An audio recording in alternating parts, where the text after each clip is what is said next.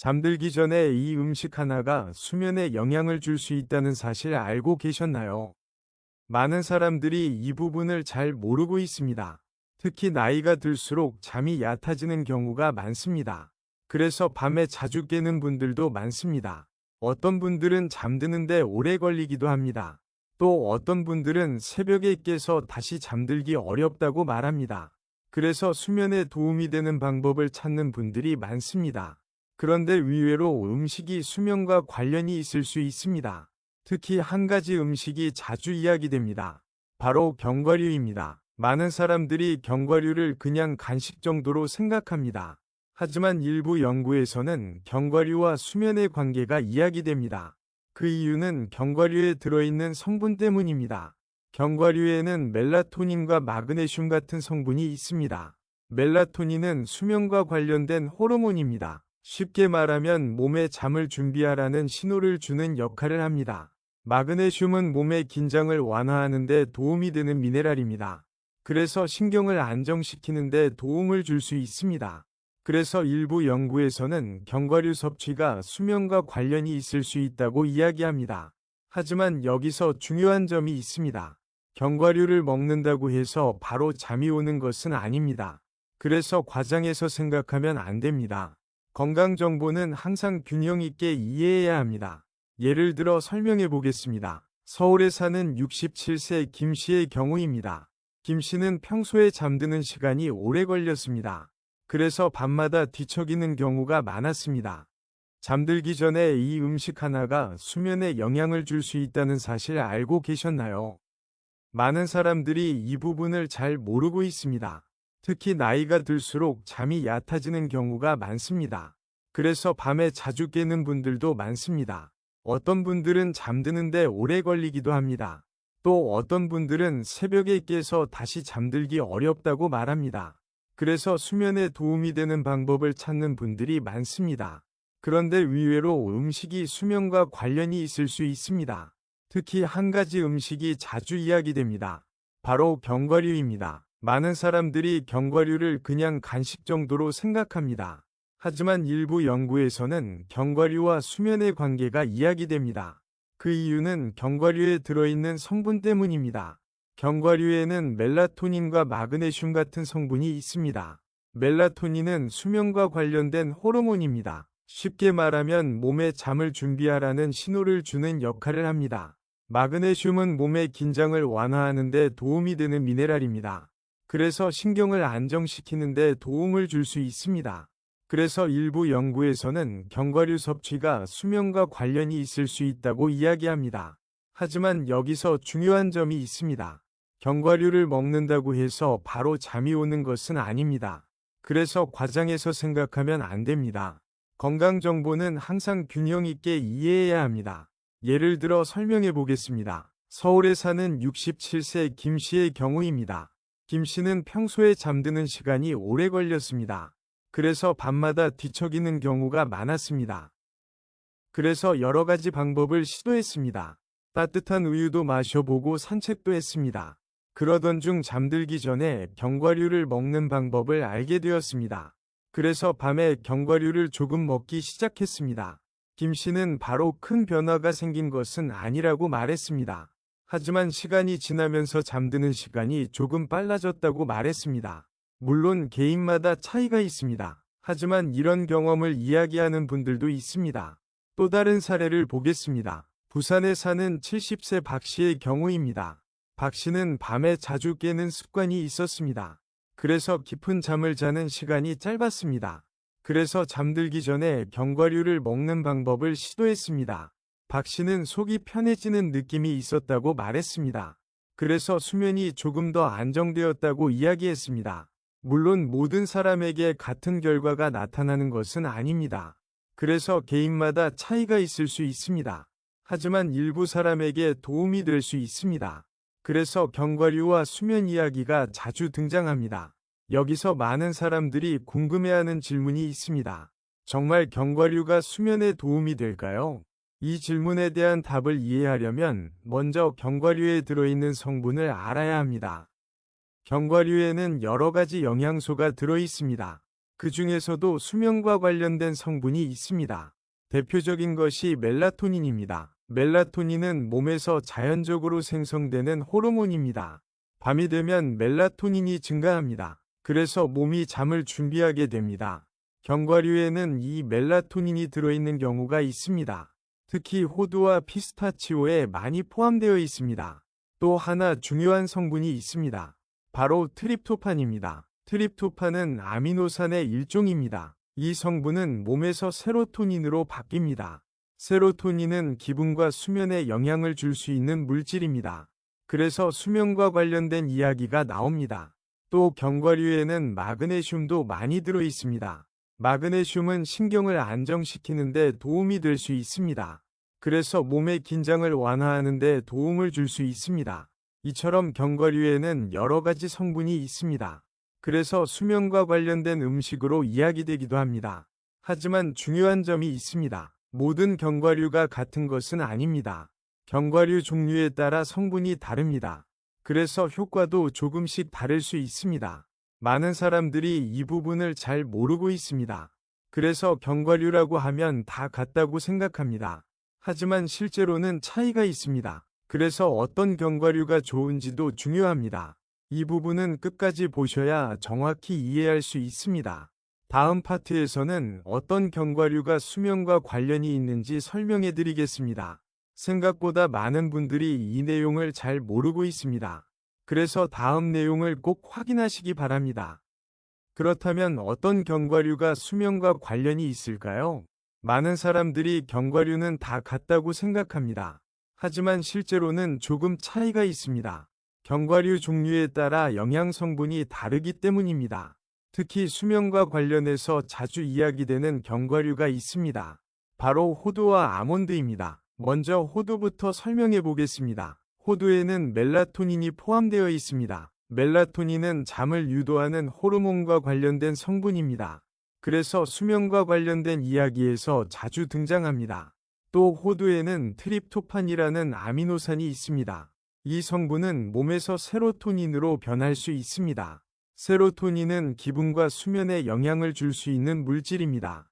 그래서 수면과 관련된 음식으로 이야기됩니다. 또 하나 중요한 견과류가 있습니다. 바로 아몬드입니다. 아몬드에는 마그네슘이 많이 들어 있습니다. 마그네슘은 신경을 안정시키는 미네랄입니다. 그래서 몸의 긴장을 완화하는 데 도움이 될 수 있습니다.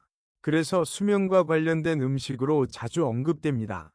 하지만 여기서 중요한 점이 있습니다. 견과류만 먹는다고 해서 바로 잠이 오는 것은 아닙니다.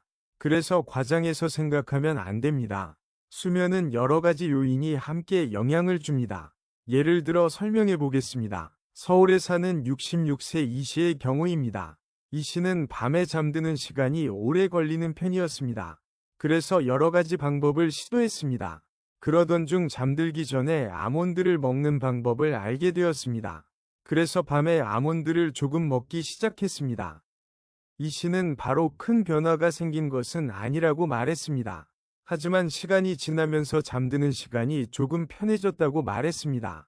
물론 개인마다 차이가 있습니다. 그래서 모든 사람에게 같은 효과가 있는 것은 아닙니다. 또 다른 사례를 보겠습니다. 부산에 사는 70세 박 씨의 경우입니다. 박 씨는 밤에 자주 깨는 습관이 있었습니다. 그래서 깊게 잠을 자지 못했습니다.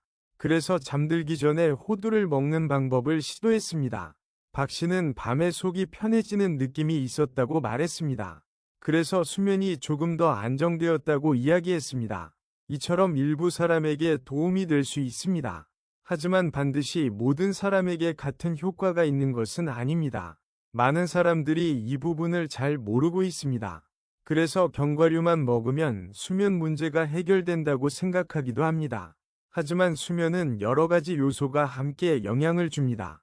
그래서 생활 습관도 함께 중요합니다. 또 한 가지 중요한 점이 있습니다. 바로 견과류 종류입니다. 견과류 중에서도 특히 호두, 아몬드, 피스타치오가 자주 이야기됩니다. 이 견과류들은 수면과 관련된 성분이 비교적 많이 포함되어 있습니다. 그래서 수면과 관련된 건강 정보에서 자주 등장합니다. 하지만 모든 견과류가 같은 효과를 가지는 것은 아닙니다. 그래서 종류도 중요합니다. 또 하나 중요한 점이 있습니다. 바로 양입니다. 견과류는 건강에 좋은 음식이지만 칼로리가 높은 편입니다. 그래서 너무 많이 먹는 것은 좋지 않습니다. 보통 한 줌 정도가 적당한 양이라고 이야기됩니다. 많은 사람들이 이 부분을 잘 모르고 있습니다. 그래서 좋다고 하면 많이 먹는 경우도 있습니다. 하지만 그렇게 하면 오히려 속이 불편할 수 있습니다. 그래서 적당한 양이 중요합니다. 건강 정보는 항상 균형이 중요합니다. 또 늦은 밤에 너무 많이 먹는 것도 좋지 않을 수 있습니다. 그래서 시간과 양을 함께 생각해야 합니다. 이 부분은 끝까지 보셔야 정확히 이해할 수 있습니다. 다음 파트에서는 잠들기 전에 견과류를 언제 먹는 것이 좋은지 설명해 드리겠습니다. 생각보다 많은 분들이 이 내용을 잘 모르고 있습니다. 그래서 다음 내용을 꼭 확인하시기 바랍니다. 그렇다면 견과류는 언제 먹는 것이 좋을까요? 많은 사람들이 이 부분을 궁금해합니다. 견과류를 언제 먹느냐에 따라 몸에 미치는 영향이 달라질 수 있습니다. 그래서 먹는 시간도 중요합니다. 보통 잠들기 바로 직전에 먹기보다는 약간의 시간을 두는 것이 좋습니다. 그래서 잠들기 약 1시간 전에 먹는 방법이 자주 이야기됩니다. 이렇게 하면 소화 시간을 확보할 수 있습니다. 또 몸이 편안해질 시간을 만들 수 있습니다. 하지만 사람마다 생활 습관이 다릅니다. 그래서 자신의 생활 패턴에 맞게 조절하는 것이 중요합니다. 예를 들어 설명해 보겠습니다. 서울에 사는 69세 김 씨의 경우입니다. 김 씨는 잠들기 직전에 견과류를 먹는 습관이 있었습니다. 하지만 속이 약간 불편한 느낌이 있었습니다. 그래서 견과류를 먹는 시간을 조금 바꾸었습니다. 잠들기 1시간 전에 먹기 시작했습니다. 그 이후에는 속이 훨씬 편해졌다고 말했습니다. 그래서 수면도 조금 더 편해졌다고 이야기했습니다. 이처럼 먹는 시간도 중요합니다. 많은 사람들이 이 부분을 잘 모르고 있습니다. 또 다른 사례를 보겠습니다. 대전에 사는 67세 박 씨의 경우입니다. 박 씨는 저녁 식사를 늦게 하는 습관이 있었습니다. 그래서 밤에 간식을 먹는 것이 부담이 되었습니다. 그래서 견과류를 저녁 식사 후 조금 시간이 지난 뒤 먹었습니다. 이렇게 하니 속이 훨씬 편했다고 말했습니다. 그래서 수면도 조금 더 안정적이었다고 이야기했습니다. 이처럼 먹는 시간은 개인 상황에 따라 달라질 수 있습니다. 많은 사람들이 이 부분을 잘 모르고 있습니다. 그래서 단순히 견과류만 먹으면 된다고 생각하는 경우도 있습니다. 하지만 언제 먹는지도 중요합니다. 그래서 자신의 생활 습관을 함께 생각해야 합니다. 또 한 가지 중요한 점이 있습니다. 바로 먹는 양입니다. 견과류는 건강한 음식이지만 칼로리가 높은 편입니다. 그래서 너무 많이 먹는 것은 좋지 않습니다. 보통 한 줌 정도가 적당한 양이라고 이야기됩니다. 그래서 과하게 먹기보다는 적당한 양이 좋습니다. 많은 사람들이 이 부분을 잘 모르고 있습니다. 그래서 좋다고 하면 많이 먹는 경우도 있습니다. 하지만 그렇게 하면 오히려 속이 불편할 수 있습니다. 그래서 균형이 중요합니다. 또 늦은 밤에 너무 많이 먹는 것도 좋지 않을 수 있습니다. 그래서 시간과 양을 함께 생각해야 합니다. 또 하나 중요한 부분이 있습니다. 바로 씹는 습관입니다. 견과류는 천천히 씹어 먹는 것이 좋습니다. 급하게 먹으면 소화가 부담될 수 있습니다.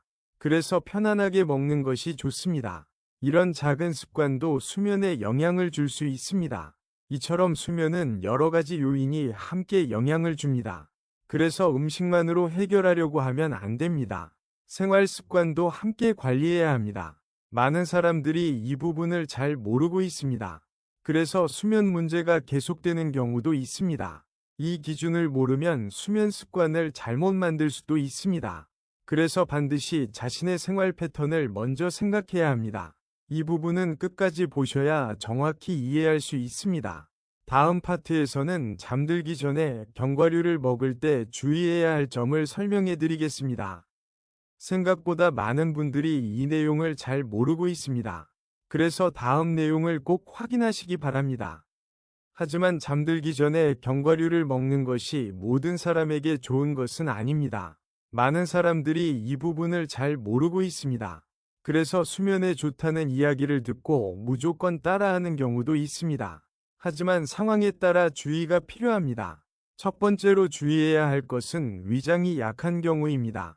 견과류는 지방이 많은 음식입니다. 그래서 위장이 약한 경우에는 속이 불편할 수 있습니다. 그래서 자신의 몸 상태를 먼저 생각해야 합니다. 예를 들어 설명해 보겠습니다. 서울에 사는 70세 김 씨의 경우입니다. 김 씨는 평소 위장이 약한 편이었습니다. 그래서 밤에 견과류를 먹으면 속이 불편했습니다. 그래서 김 씨는 밤에 견과류를 먹지 않기로 했습니다. 대신 낮 시간에 먹는 방법을 선택했습니다. 이처럼 모든 사람에게 같은 방법이 좋은 것은 아닙니다. 자신의 몸 상태에 맞게 선택해야 합니다. 또 다른 사례를 보겠습니다. 부산에 사는 68세 박 씨의 경우입니다. 박 씨는 견과류를 많이 먹으면 속이 더부룩했습니다. 그래서 견과류 양을 줄이기로 했습니다. 그래서 한 줌 정도만 먹기 시작했습니다. 그 이후에는 속이 훨씬 편했다고 말했습니다. 이처럼 먹는 양도 중요합니다. 많은 사람들이 이 부분을 잘 모르고 있습니다. 그래서 건강에 좋다고 하면 많이 먹는 경우도 있습니다. 하지만 과하면 오히려 부담이 될 수 있습니다. 또 한 가지 주의해야 할 점이 있습니다. 바로 알레르기입니다. 일부 사람들은 견과류 알레르기가 있을 수 있습니다.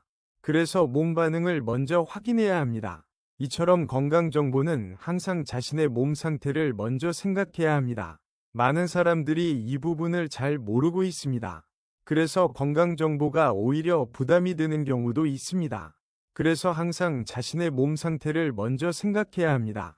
이 부분은 끝까지 보셔야 정확히 이해할 수 있습니다.